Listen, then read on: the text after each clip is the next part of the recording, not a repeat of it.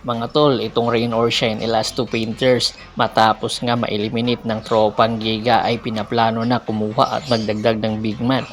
At target nga makakuha sa free agent market at isa sa mga tinitingnan na player ay itong si Prince Caperal. Marahil nagtataka kayo na saan na nga ngayon itong si Prince Caperal at hanggang ngayon ay hindi natin nakikita. Huling nakapaglaro ito sa MPBL para sa Abra. Maganda pa naman ang ipinapakita nitong si Prince Caperal noong naglalaro ito para sa Barangay Ginebra San Miguel. At nabigyan talaga ito ng minuto ni Coach Tim Con at ipinakita niya na karapat dapat siya sa minutong ibinigay sa kanya ni Coach Tim Con.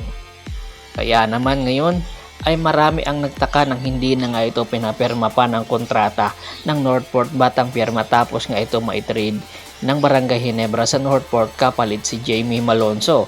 Napakaganda ng big man na ito dahil isa itong 6'7 at bagay na bagay itong si Prince Caperal sa sistema ni Coach Yeng Giao dahil nga isa itong big man na merong outside shooting, napakataas ng percentage nito pagdating sa outside at meron mid-range jump shot. Malaki rin ang tsansa na maganda rin ang idedepensa nitong si Prince Caperal kung mabibigyan nga ito ng minuto ni Coach Yeng Giao.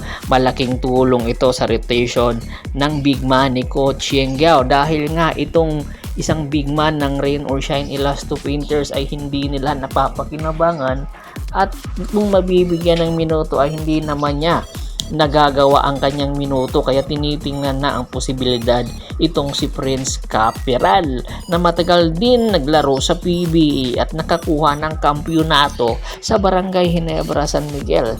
Sa kanyang experience sa Barangay Ginebra San Miguel ay malaking tulong itong si Prince Caperal sa kay Coach Yeng Giao at the age of 31. Remember, 31 pa lang itong si Prince Caperal ha.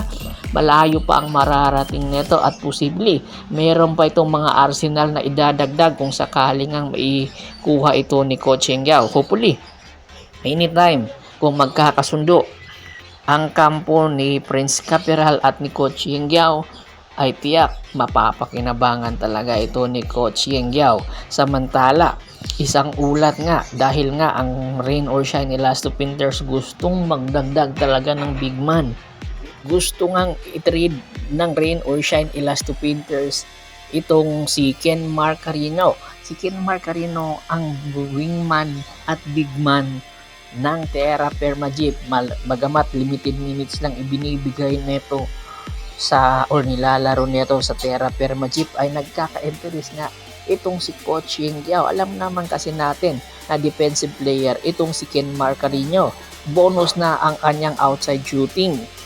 Sa kanyang kakayahan ay malaking tulong ito dahil 6'7 itong si Ken Marcarino. Inihahalin tulad nga ito ni Coach Yeng Giao kay Raymond Darak and Roll Almasan. Kasama nga sa defensive team itong si Ken Marcarino sa nakaraan awards. Kaya naman tinitingnan na ang posibilidad na idagdag ito ni Coach Yeng Giao. Napakadami na mga trade asset na po pwedeng ibigay ng Rain or Shine Elasto Painters para sa Terra Firma Jeep. Kaya naman pursigido nga ang Rain or Shine Elasto Painters na magdagdag ng mga big man, lalong lalo na itong si Ken Marcarino. Mapapa-improve pa ni Coach Yeng Giao ang kanyang outside shooting. Alalahanin natin na merong arsenal not outside shooting itong si Ken Marcarino at po pwede padadagdagan lang ito ng timbang ni Coach Yeng Giao at hopefully susunod na mga konferensya ay magiging superstar na rin ito ng Rain or Shine Elasto Painters. Ito ngayon ang mga move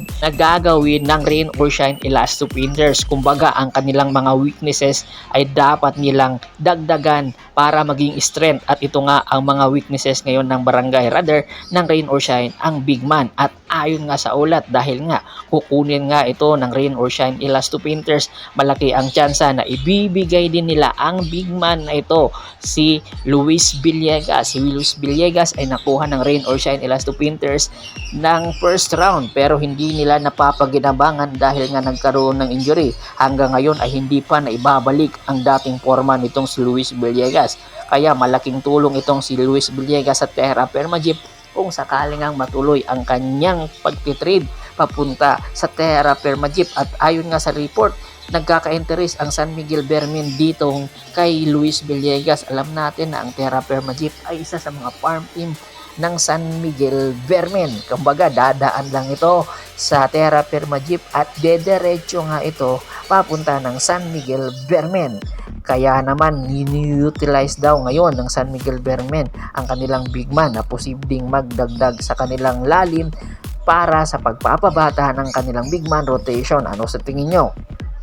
Kung sakasakaling mang matuloy ang nasabing trade negotiation na nagaganap between Rain or Shine Elasto Painters at Terra Firma Jeep involving Luis Villegas at Kinmar Carino, patas ba ang nasabing trade na nagaganap or magaganap lang? Komento na sa baba ng video at pag-usapan natin yan.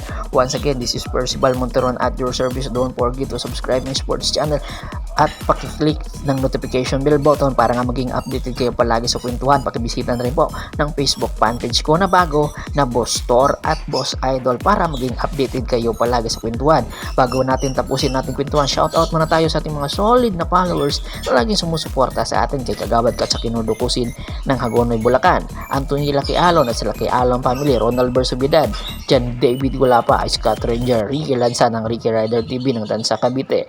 Marami pong salamat sa walang sawa niyong pagsuporta at